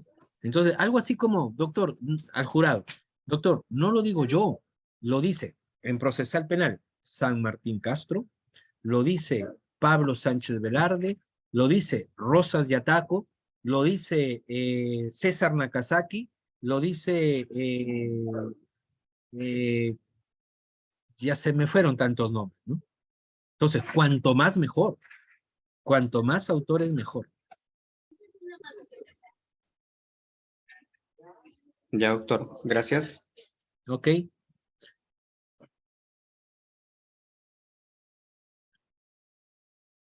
Doctor, una intervención más quisiera hacer, Adelante. consultar sobre el tema de las encuestas. ¿Qué deberíamos tener en cuenta al momento de hacer las preguntas en las encuestas? Realmente lo que se tiene que tener en cuenta ahí es qué ha propuesto usted en la operacionalización de las variables. O sea, de aquí viene otro cuadro matriz que se llama operacionalización de las variables. ¿Qué significa? Particionar la variable hasta el punto más pequeño que me permita, si es encuesta la técnica que voy a utilizar, formular la pregunta. En otras palabras, ¿De dónde sale mi pregunta? Mi pregunta sale de mi ítem. El ítem sale del índice. El índice sale del indicador. El indicador sale de la dimensión si la hubiera y la dimensión sale de la variable. Entonces, con esa pregunta, que son una serie de preguntas, yo voy a poder medir mi variable. Así que en la clase pasada hablábamos, en varias clases pasadas hablábamos de la operacionalización. Sirve para eso, para poder luego construir mi instrumento de recojo de datos. ¿Ya? Acá les voy a mostrar, no creo que sea una infidencia, pero acá les voy a mostrar. A ver. Un ratito. A ver si está abierto mi WhatsApp todavía acá.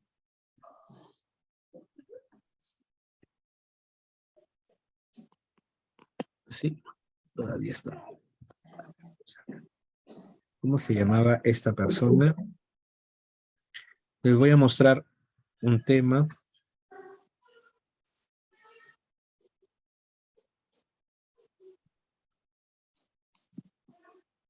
Ya, acá está. En el número 935-654. Acá está. Voy a compartir pantalla. Acá estamos. Mire, esa es la conversación, la comunicación que tengo con una tesista respecto a su trabajo. Y ella me consulta. Buenas tardes, doctor. Acabo de modificar mi operacionalización de las variables de forma que me permita realizar más preguntas. Ella tenía 6 preguntas nada más en su instrumento con su operacionalización anterior. ¿Lo podría revisar, por favor? Más o menos ya tengo una idea de qué preguntar en base a los objetivos planteados. Entonces, ella hace su operacionalización, hipótesis, variables, definición, dimensiones. Las dimensiones las ha partido en indicadores, ¿no? Y según estos indicadores, ella va a hacer sus preguntas. Hasta el momento tiene 8 preguntas para la primera variable, tiene 10 preguntas para la primera variable y 4 preguntas para la segunda variable. ¿Ya? ¿Qué significa ello? Que con 14 preguntas, ¿ya? Que con el audio, por favor, que con 14 preguntas va a poder medir sus variables. Y por lo tanto, llegar a contrastar su hipótesis. ¿Ya? Entonces, depende de ustedes realmente. Depende de ustedes qué cantidad de preguntas van a realizar, porque de pronto eso está en función a la forma como yo estoy pretendiendo operacionalizar.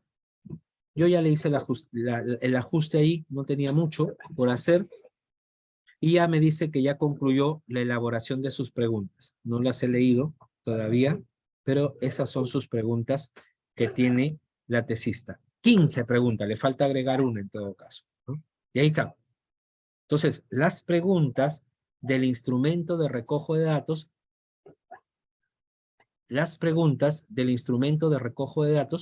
tienen que ver con la operacionalización, la partición que yo estoy haciendo constantemente de las variables. A eso se refiere.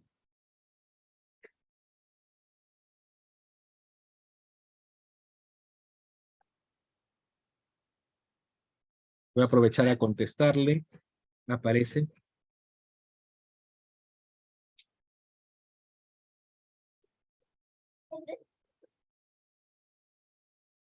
Revisar. Listo. ¿Alguien más? Doctor, en el caso, por ejemplo, de la operacionalización, se están haciendo preguntas ahí. ¿Cuán riguroso es esa medición? ¿Sería solo necesario las preguntas? ¿Se pueden combinar técnicas ahí? Se pueden combinar, se pueden combinar. Yo acabo de revisar. Permítanme un momento.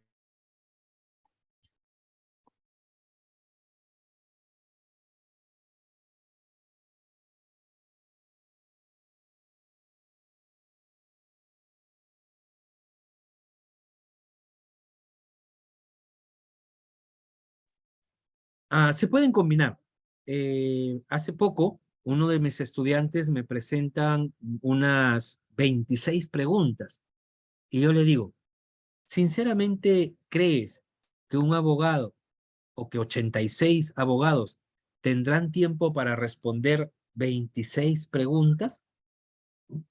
Redúcelas, le digo, redúcelas. Sintetiza una con otra, ¿no? Sintetízalas y ve cuánto te quedan. Y después me llamó y me dijo, sí, doctor, tiene razón, me han quedado 16 preguntas. Ya, de 26 a 16 hay mucha diferencia.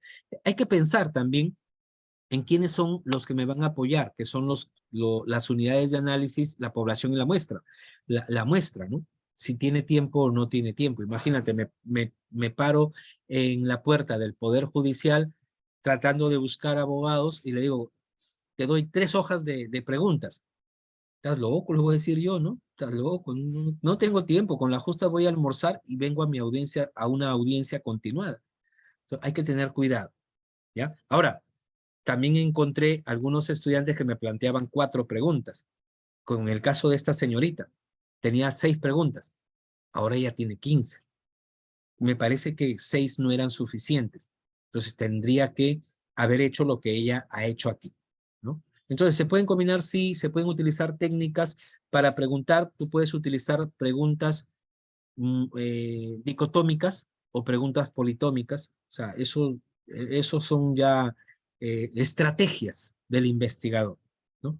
A veces un sí, un no es suficiente, pero a veces pierdes oportunidad de conocer un poquito más cuando le das sí o no. Tú le puedes dar conceptos de lo siguiente en su experiencia profesional y conocimiento académico, de los siguientes conceptos, ¿cuál es el que identifica mejor al arresto ciudadano? Alternativa A, tal cosa, concepto. Alternativa B, tal cosa. Alternativa C, ¿ven?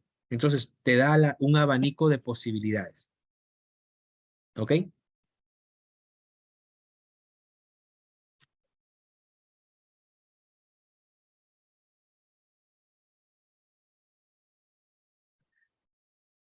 Bien, voy a coordinar con Magister para, mañana de todas maneras hay clase, sin embargo, eh, creo yo que a estas alturas ya estamos más para revisar sus trabajos.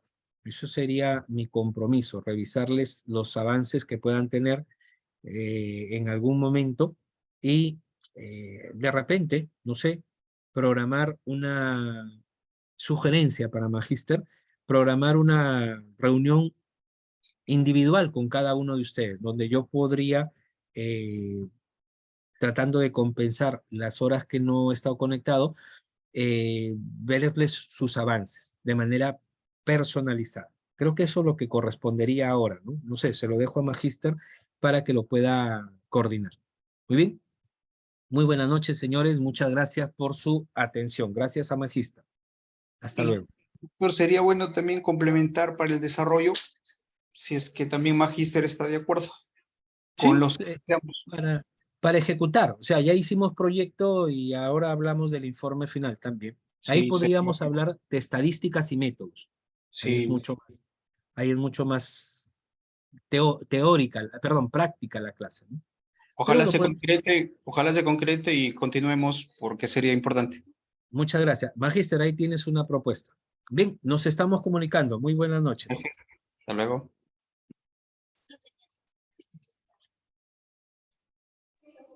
Doctor.